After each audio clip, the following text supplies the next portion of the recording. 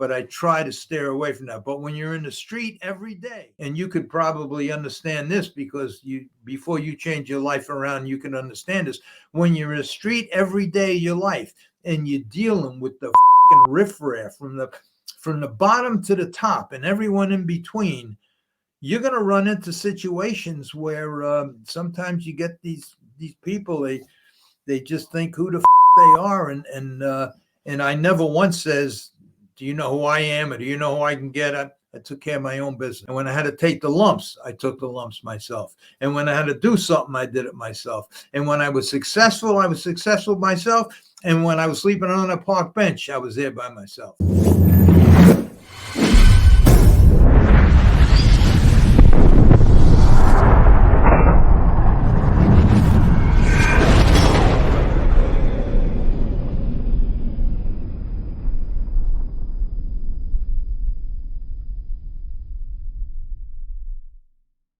Welcome to this episode of Chattin with Staxx. I'm your host, Bill Staxx, and today I got Larry Rolla. What's up, Larry? How you doing, Bill? Doing great. I've been watching your latest podcast. You've been jumping on them guys. You've been chopping them up pretty good. There's a reason why I do it. Maybe we could talk about some of the reasons why I do it, and we could talk about, like, if you or I were in that situation, what would I do? Or what would you do? Because you've been in situations kind of like that yourself, right? I've been there. I've known people. I'm probably twice your age or close to it, and I've been around a lot. And it's a lot different when you're out in the streets your whole life and out in the real world your whole life than if you're working at an office job or something. You run across a lot of people, and during my lifetime, I've run across a lot. I've been involved a lot. I've been in that situation myself, and I've learned one thing, that there's two sides to the story. There's reasons why people do things. There's reasons why people get involved in that life. I guess we're talking about the mob now. And I guess we're going to be talking about the informants that you talk about on your latest 3 or 4 podcasts that I happen to watch.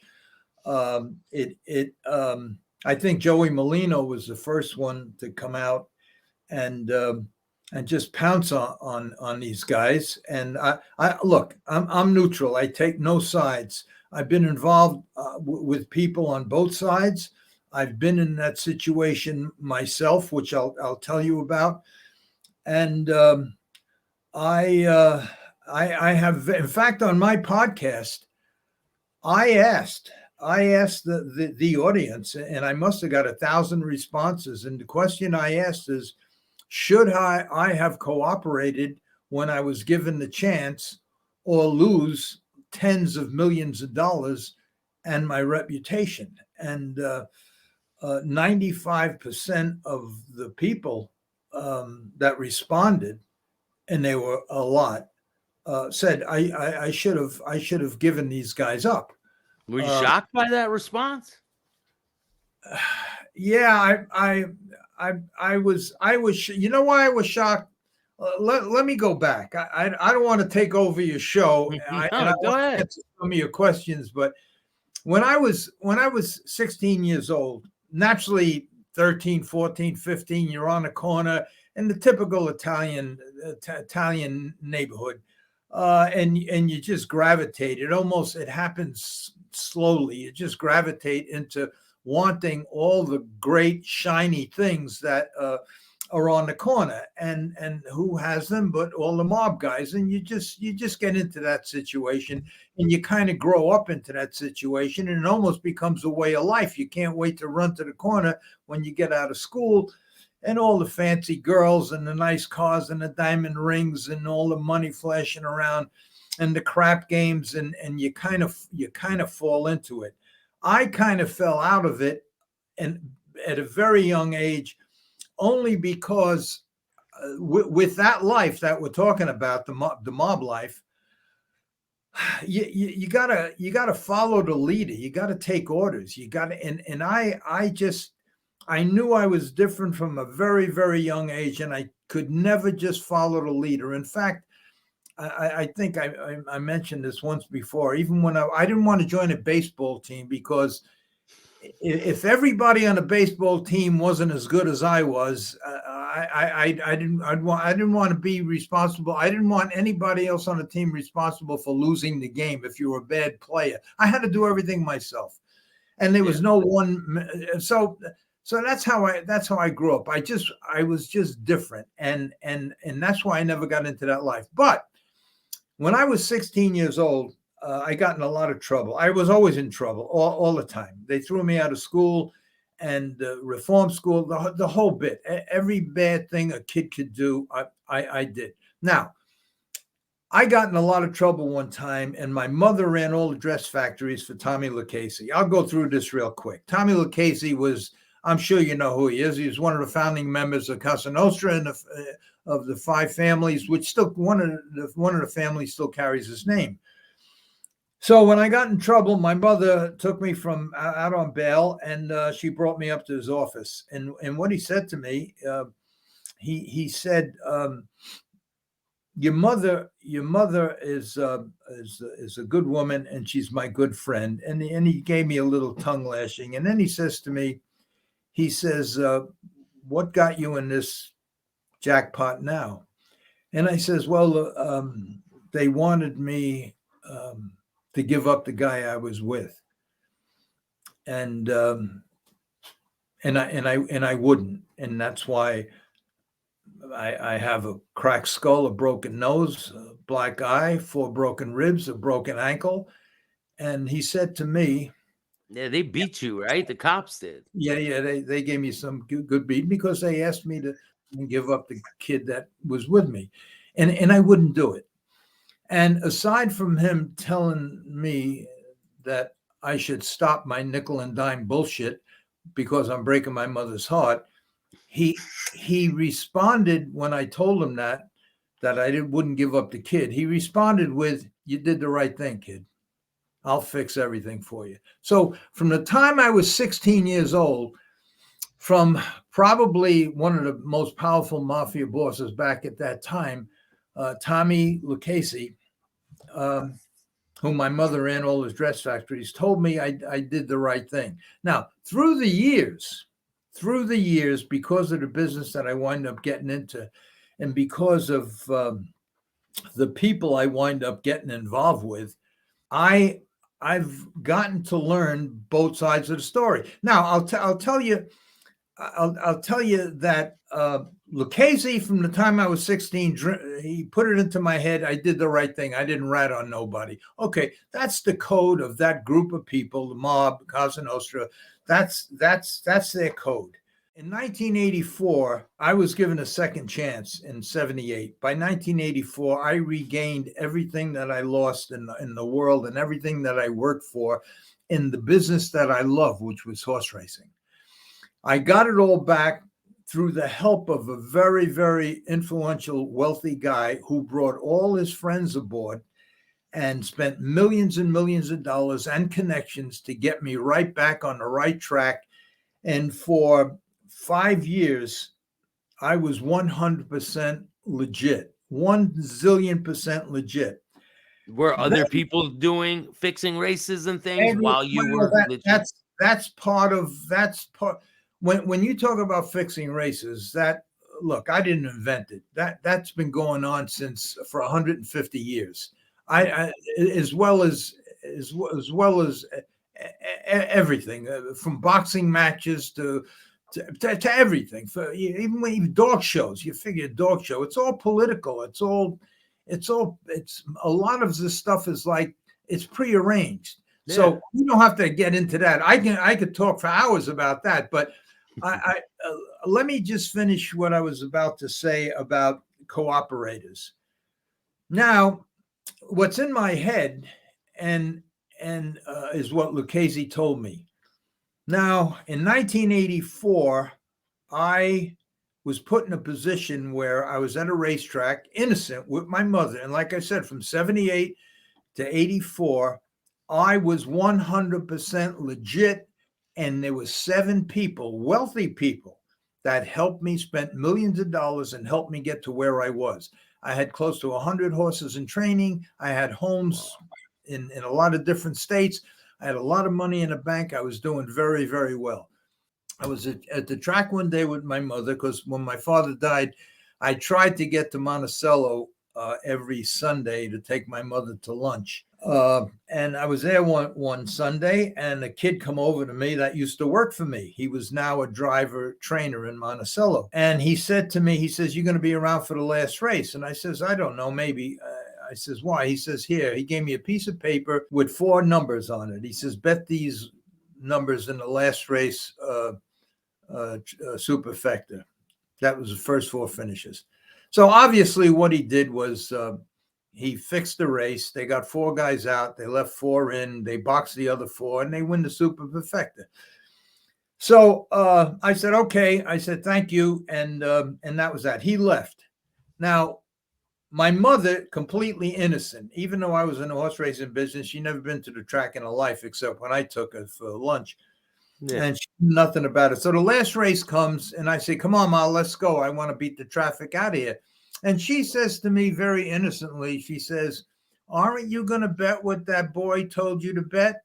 And I says, "Ma, do you want to bet it? I'll bet it for you." She says, "Well, the boy," she didn't even know what she was talking about. Anyway, I go to the window and I make a 4-horse box. And the race wins. The race wins, and it was obviously a fixed race. It was a bad race. The crowd started booing. Now I have the ticket, so I says, "Here, Ma, it's your ticket." After the race, I says, "You won," and she did. She says, "How much do I?" She was all excited. She was like 10 years old. She never been to a track, so I says, "All right, let me go get the money." In the meantime, the prices go up, it becomes official, and the crowd starts booing. And I know better. I'm supposed to rip the ticket up and run out of the track. But my mother's sitting there waiting for her winnings. You She's should all, have just dug into your own pocket and gave it to her. well, You would have saved a lot of trouble. I think it comes to a few $1,000s. I'm not sure. I don't remember. But anyway, I go to the window and I bet. Now, to make a long story really short, 3 months later, the racing commission calls me in on one of them Sundays, and they says, "We'd like to speak to you. It's all about that race." And they asked me if I bet the race and everything. In the meantime, I denied everything, but they had the teller who knew me because I had raced in Monticello for 10 years. They had the teller testify against me, and so I was dead. They got me. Now, all they wanted me to do was, because I wasn't in the race, all I did was bet the race, and I was allowed to bet the race. But because it was a fixed race, somebody downstairs on the lower floor bet win over $30,000 on that race. It was obviously somebody betting for the drivers. They said to me, "Just give us the guy who gave you the numbers. We'll forget about it. We won't charge you with anything." And I says, "Well, you can't charge me for anything anyway because I wasn't in the race, and I'm a spectator. I'm allowed to bet whatever I want to bet." They says, "You're forgetting about the witness that saw you only box these 4 numbers. Now, because you're licensed by New York State, you're obligated to cooperate your investigation. If you don't cooperate, you're barred for life." And I wouldn't cooperate, and I lost everything. Now, that's one of the situations I was in. Give up these 4 guys and lose everything that I worked for. Now, this was in 1984. I started in 1960. So for 25 years, I worked my ass off and learned the craft. And not only did I learn it, and that was my job, I loved it. That's the only thing I wanted to do. And it was what kept me out of the streets. Isn't it ironic, Larry, that on the race that you're not even a part of, you don't even fix the race, you get caught. And you've been fixing races that all this time, like all in your past. I It's felt crazy. like Al Capone at the time. They got him for tax evasion, and he killed 1,000 guys. Anyway, so now I'm barred. So all the horses I have, everything, my whole empire is not mine any longer. It's taken away. I have to disperse and everything else. So now my owners and the 7 people who helped me, get to where I was, pull strings, put up millions of dollars, helped me in every way, got me to the place where I was, and I was shooting for the moon, and I was slowly getting there with the help of these people. Two of them come to me, two extremely wealthy businessmen, and they said, "What are you doing? Do you realize?" I says, "I just can't tell on this kid. This kid used to work for me. He just got married. He has a little baby. He just bought a house. I can't do it." And they says, "Well, it's that you'd never make a good businessman. That's why we're here. What about us? What about us and the other 5 people, my friends, that put you in this position? What about the millions of dollars we spent? What about the other side of the coin?" And I said to them, I says, I understand. I know. I don't know how to explain it. My vocabulary is 30 words, and I have to explain everything I want to say in 30 words. And sometimes it's hard, and I get tongue-tied, but I never went to school. That's me. I says, I don't know how to explain it, except that I just can't get myself to do it. I just can't. I can't. He says, "Do you know that you will be crushing 7 people that help you get to where you are, and not counting the money, and what are you going to do? What are you going to do after you leave here?" And I says, I know, I don't. And what about your mother? You already killed, your father is already dead because of situations that have to do with all of this, what you did prior to this. We got you out of all of that. We made your mother a happy woman again. And you're going to let all of that go, and your explanation is maybe it's in your DNA? I says, I don't know how else to explain it, but I just can't get myself to write it. He says, I'll tell you what you're going to do. I'll tell you what you should do. Give each of these kids $200,000. You have the money, and if you don't want to lay it out, I'll lay it out for you. I'll give it to you. Give them $200,000. These kids won't make $200,000 in the next 20 years. And that's true. That's true. These kids up racing in Monticello, they race for no money. They have no money. They're struggling. They have their wives work. Some of them are working double jobs. And it's true. I says, I know, but I can't do it. I just can't do it. And I didn't do it. And that's the question I asked on my podcast when I got thousands of responses, and 95% of them said to do it, that I should pay these kids off. In 1990, after this all happened, I lost all my appeals in 86. I was penniless, broke, lost all my appeals, 80,000 in debt, fighting for my license in 3 or 4 different states. And then the appeals, lost everything. How are you able to make money? How are you able to support yourself? I lived off my credit cards because between 78 and 84, I had millions in the bank. I had unlimited credit and everything. Well, I went through that. And when you're paying $500, $600, $700 an hour for attorneys in 4 different states, and it goes on for 3 years, it don't take long to go broke. And then you lose, and then you sell the houses off for the appeal. It don't take long before you're on a park bench, and that's exactly where I wound up. But now in 1990, just to skip around a little bit and give you some more examples, there was an old Genovese guy. His name was